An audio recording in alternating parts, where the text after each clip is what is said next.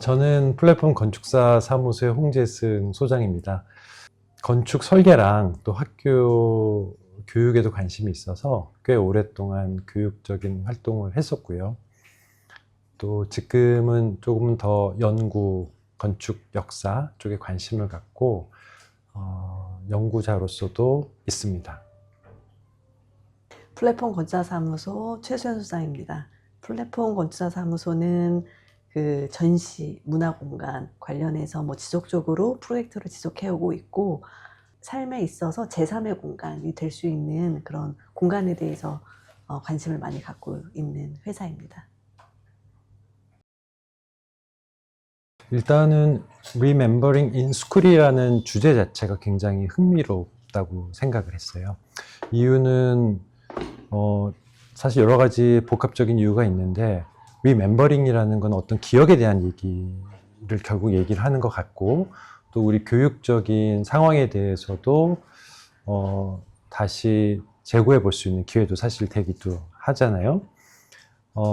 그거가 집중적으로 여러분들이 학생들인 입장에서 또 그 학교에 대한 리멤버링을 한다라는 것의 의미를 어떻게 둘 것인가 라는 것에 굉장히 큰 사실 의미가 있다고 생각이 들었고, 자기 학교에 대한 기억에 대한 것을 어떻게 다시 상기시키고 분해해서 재조합을 하고, 이게 어떤 형식으로 또 파빌리온으로 만들어져서 사회적인 관계성을 만들 수 있을까라는 그런 궁금증도 있기도 했고, 그 주제가 굉장히 사실 매력적인 것 같았습니다.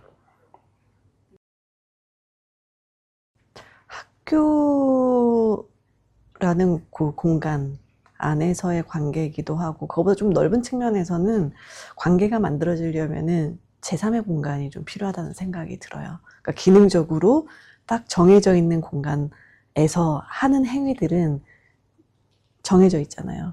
교실에서는 공부만 하고. 근데 그게 특정지어지지 않은 제3의 공간이 있어야지 거기에서 우연히 만남도 있을 수도 있고, 정해지지 않은 무언가를 할 때, 친구들 관계든 선생님하고 학생들의 관계든 여러 가지 상황들이 좀 벌어질 수 있다고 생각이 들거든요. 그게 좀 숨통을 틔워줄 수 있을 것 같아요. 저는 이제 고등학교 때 학교에 그 스탠드형 계단과 이런 공간이 있었어요. 거기에서 학교 수업을 하거나 할 수도 있었지만, 쉬는 시간에 가서 거기에서 좀 약간 간식도 까먹을 수도 있고, 그런 이제 공간들이 자기만의 추억도 만들고 친구들하고의 관계도 형성할 수도 있고, 그런 제3의 공간이 좀 필요하지 않은가. 그런 이제 여백의 공간. 그래서 자기 나름대로 거기를 채워갈 수 있는 어떤 상황들을 받아줄 수 있어야 되지 않을까. 거기에서 이제 관계가 만들어질 수 있지 않을까 하는 생각이 듭니다. 물론 저희가 이제 튜터 같은 역할을 하긴 하지만도, 튜터 역할이라는 것은 이 학생들이 이 주제 자체를 해석을 해서 다양하게 표현될 수 있는 것의 가이드 역할이기 때문에, 제가 직접적으로 어땠으면 좋겠다 또는 어떤 큰 방향성의 얘기보다는 이 주제가 갖고 있는 확장성 같은 것들에 좀 도움을 주는 게 전 중요하다고 생각을 해요.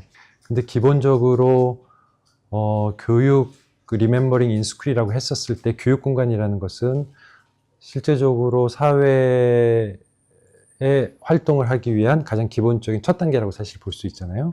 그 루이스 칸이 얘기했었던 내용 중에서 교육 공간을 Society in Rooms라고 얘기했었던 내용도 있어요. 그래서 거기에 어떤 공간들이 모여져서, Rooms라고 한 거 모여져서 그게 또 어떤 사회적인 것에 기초적인 역할도 하기 때문에, 이 주제적인 해석 자체를 사회성 또는 그거에 대한 어떤 확장성, 어떤 집합성 같은 측면으로, 또 그리고 개별성도 사실 중요하겠죠. 그래서 그런 측면으로 이 주제를 조금 해석하는 것도 좋지 않을까라고 생각하고 있습니다. 이제 루이스 칸이 학교를 어떻게 정의 내리고 있는지, 배움의 열망으로 만들어진 사회가 이제 학교인데, 한국에서는 그 열망이 굉장히 과하잖아요.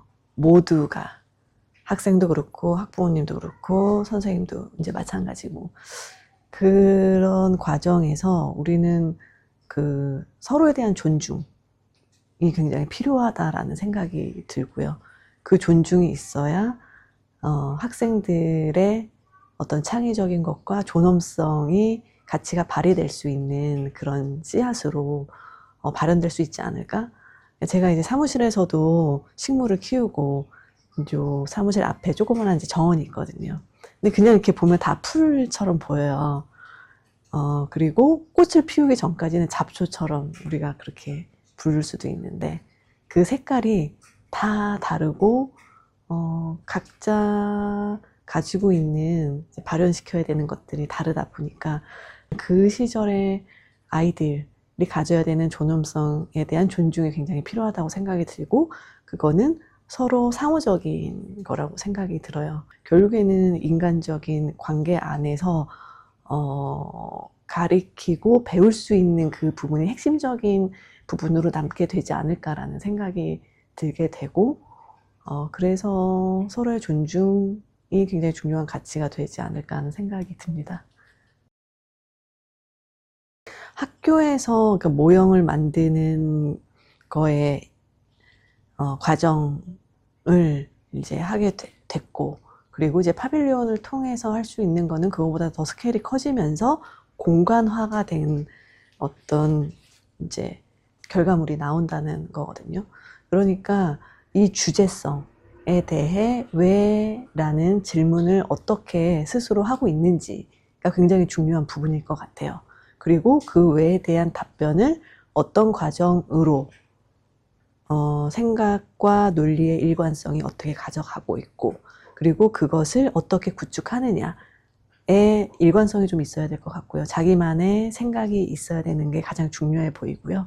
그러니까 이런 것들을 부재와 부재, 뭐 구조적인 거, 공간적인 거 이런 것들을 어떻게 확장해서 만들어내는지에 대한 포인트가 되게 중요한 심사 부분일 것 같습니다. 저는 일단은 파빌리온이라는 성격 자체를 어떻게 보느냐가 되게 중요한 것 같아요. 이 프로젝트가 사실 15년 꽤 긴 시간 동안 돼 있었는데, 저는 기본적으로 다양한 프로젝트가 학생들이 다양한 접근을 하는 게 중요하다고 생각을 하는 측면에서는, 만약에 저희 에서 이제 같이 가이드를 한다라고 했었을 때는 파빌리온 자체를 너무 오브젝트 같이 좀 보지는 않았으면 좋겠다. 그러니까 대부분 파빌리온이라고 했었을 때 어떤 형태라든지 외부에서 그게 어떻게 보일 것인가, 어떻게 만들어질 것인가 이제 이런 거에 집중을 하긴 하는데 이 파빌리온 자체를 조금 첫 단계에서는 어떤 관계성을 형성할 수 있을까? 그게 어떤 관계가 될지는 고민해 봐야 될 것 같기도 하고요. 또 파빌리온이 놓이는 어떤 장소와의 어떤 관계도 중요하겠죠. 기본적으로 이 주제를 갖고 이 파빌리온이 만들어지지만 그 파빌리온에 오는 사람들은 굉장히 다양한 사람들이 올 수 있을 거 아니에요. 불특 여러분들이 생각하는 그런 개념들에 의해서 만들어진 공간이 사회적인 관계와 그분들이 어떠한 거기서 느낌과 또 그 공간이 역할을 할 것인가 라는 측면을 좀 봤으면 좋겠다는 생각을 해요. 오브젝트로 보지 말고 이게 조금 더 제한적인 내용일 수도 있지만도 공간으로 보고 관계성으로 보면은 조금 더 좋지 않을까라고 생각하고 있습니다.